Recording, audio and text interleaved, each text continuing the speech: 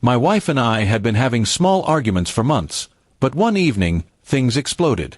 She was frustrated about house chores, and in her anger, she snapped at me, "I'm not your maid." Her words cut deep, not because she was wrong, but because of how coldly she said it. I tried to brush it off, but instead of calming the situation, I made it worse.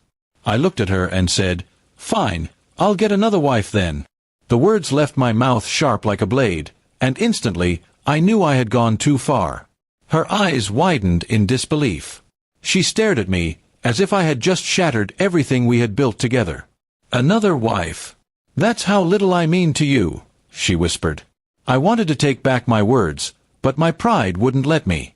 Instead, I folded my arms and stayed silent, as though I had won the fight. But in truth, I had already lost something. The next few days were unbearable. She avoided me, barely spoke to me, and moved around the house like a stranger.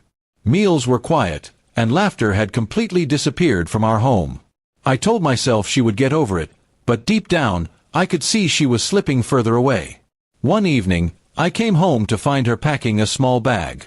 My heart sank. She looked at me with red eyes, tired from crying. "You said you'd get another wife," she said flatly. "I won't stand in your way. I deserve better than being threatened with replacement." I froze. I had said it in anger, but now my careless words were costing me the love of my life. I begged her to stay, to forgive me, but she shook her head. "Do you even realize how much I've done for you? For us? And all you see me as is someone replaceable." Her voice broke, and I had no defense. I had taken her love and effort for granted, and now she no longer wanted to fight for us. For days after she left, the house felt like a graveyard. The silence was louder than ever. I noticed the little things she used to do, keeping my shirts ironed, leaving notes in my lunch, calling to remind me of my meetings. All the things I had brushed off as normal were gone, and I felt the weight of my selfishness crushing me. I tried calling her, sending messages, even going to her mother's house, but she refused to see me. Her family knew what I had said, and their disapproving eyes reminded me of my foolishness. I had reduced my marriage to a cruel joke, and now my wife saw me as someone unworthy of her love. One night, I sat alone at the dining table, staring at the empty chair across from me. My own words echoed in my head, "I'll get another wife." The irony was unbearable. I didn't want another wife. I only wanted her, the woman I had pushed away with arrogance. Weeks turned into months. She built her life without me, focusing on her career and healing. I watched from a distance, ashamed to approach her. Friends told me to move on, but I couldn't.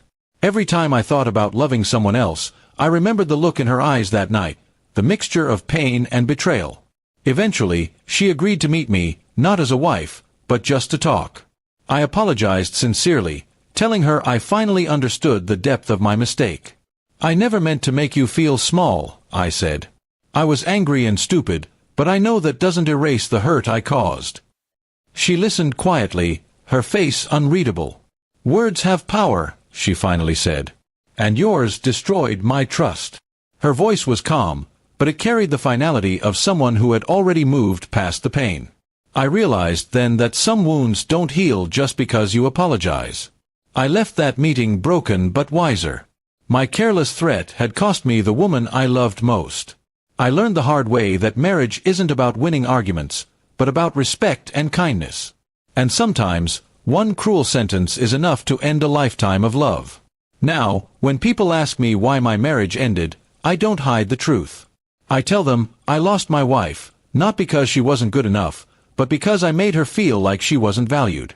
And once love is replaced with pain, no apology can bring it back.